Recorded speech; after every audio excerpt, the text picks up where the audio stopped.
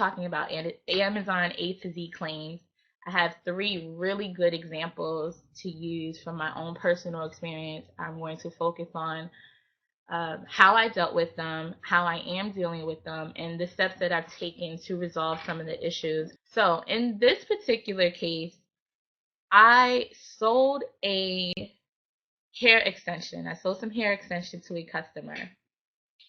Everything went well, but then the order was shipped. The customer now she emailed me stating that, but she sent an email asking about our return policy, stating the item we sent her was not what she ordered. Now, it's really hard not to take certain things like this personally, especially when it's merchant fulfilled. As you know, I do a lot of merchant fulfilled orders on Amazon as well as FBA. Most of my A to Z claims have come from A to Z from Amazon orders, but this particular one's merchant fulfilled. So I immediately replied back stating, I apologize for the inconvenience. If possible, please, uh, here's our address. Return it here. We'll inspect it when we receive it. Fine. Okay, great. The buyer emailed us again after calling Amazon, which was so awkward. I didn't understand, but she emailed us because she asked Amazon if we would refund her shipping, refund her the shipping that she paid for initially and the shipping that she's paying to return the item back. That was my second red flag. I should have known something was going to happen. Being optimistic and not trying to put all buyers into one category, I just let it slide.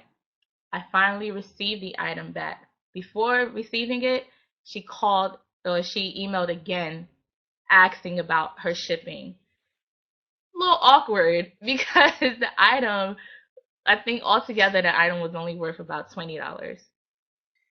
Some people's pockets may be a little smaller, but hey, she wanted to return something, fine. I went to the post office, I picked up the order. I noticed the package was kind of heavy. This was something I sent first class, and I believe altogether it was 8 ounces when I packed it with the shipping material, the packing slip. Next thing I know, I'm receiving a 2 pound package, priority mail. That was weird. Very weird for me. I said, let me get in, open it up, figure something out. I opened the package, and this was what I received. I think you can see the picture. This was a wig. I sold her extension. This was the item that I sold her. You can see that the item itself weighs 6 ounces. When I wrapped it, I believe it was about 8 ounces. Now, the wig she sent back, which was this particular wig, just without packaging, any wrapping, is 12 ounces. And then, of course, when you add more, it's going to be priority. It'll probably hit over the 13 ounce.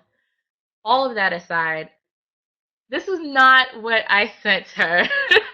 I have never, ever had this item in my inventory. I called Amazon because there are times when you can resolve certain things by emailing Seller Central, but this was one of those I wanted to call and actually speak to someone who I can have that interaction with so that they can understand the severity of the problem that I was having. Now, when I called Amazon, I explained the situation. They helped me. They said, take pictures, which I already did. Anytime you have an A to Z claim and you can take pictures or screenshots of items, you should do that. That's the first thing you should do. No, the first thing you should do is breathe. Breathe, calm down. Don't respond immediately. When you respond Michelle, immediately, yeah, can you help me again? Why okay. did she file the A to Z claim? She filed the A to Z claim because she said the item was not as described, which again was it was hard for me to understand because her comments were actually customer received the package and the item was wrong, so sent it back, but the seller did not authorize return, so please check customer paid $8 of shipping as well.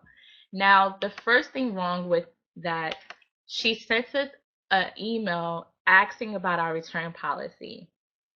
She didn't state that she wanted to return it, she just asked about the return policy.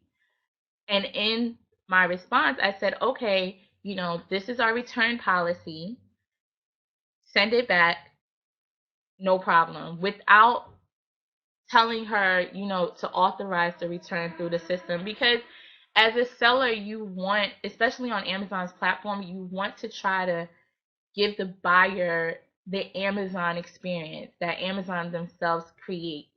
They're so used to, yes, yes, you're right, sure, no problem, okay, this is easy, fine. That was the first mistake that I also made on my behalf because I should have told her, hey, can you please file the return request on the platform, just so we could both be covered.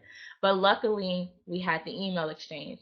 The second thing, she wanted the refund for her shipping. Now,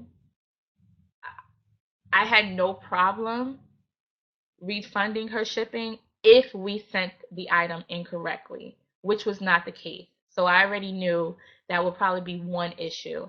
Now she wanted her $8 return shipping for the return item she sent. Okay. If we do the math on top of the initial order, it was $20 and some change. Another $8, that's 28 for something that cost about 14.99.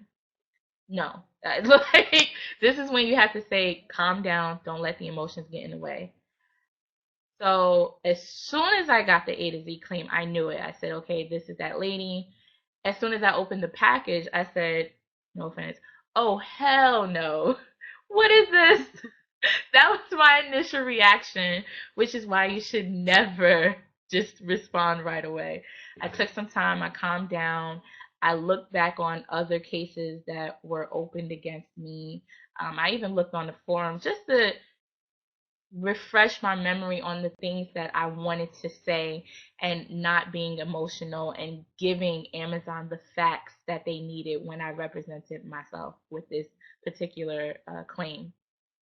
Okay, now I sent screenshots of everything, of her tracking, of the pictures of the items on the scales, everything that I had to really drive the point home that I never sold this item before on Amazon. It was never listed. I did not send her this item. I had no idea where she got this from. Just an excerpt from the representation that I sent to Amazon. I responded to the buyer's emails in an attempt to resolve the issue regarding her order. I also provided the customer with our return address without waiting for her to file a return request through the Amazon system. Upon receiving and inspecting the return, I noticed the return item, the Milky Way Free Tress Malibu Girl wig, was not what we initially sent, nor was it a part of our inventory at the time during our selling history on Amazon. The weight of the returned item was also inconsistent with the weight of the Shake and Go Free Tress Italian Curl weave the customer ordered. I quickly called seller support for additional assistance on how to resolve the matter. I also informed the rep that I took pictures for additional evidence. Then I now attached the links to the emails and the screenshots that I took and I put in Dropbox. With this case, what I did again, one, I calmed down. Two, I made sure I was able to have facts. Three, I represented myself to Amazon without being personal. So in the notice that I sent, it was very straight to the point. It wasn't she did this or I did that. It was very black and white, plain. These are the facts. This is the evidence that I have to back up my case. and I followed along with Amazon's rules. You, in an event you have a claim like this or a refund, you have to think a lot of times these buyers, they think they're buying from Amazon themselves. You're adding into the Amazon experience as a seller on their platform. Try to be as efficient as Amazon when you're responding to certain things. So with that claim, I won because Amazon saw the interaction that we were having beforehand, and they also looked at the tracking information I provided, the pictures I provided, which were very clear, and they knew, hey, okay, something's wrong here. It wasn't the seller. They went through my inventory, everything. They kept me updated, and I won the case.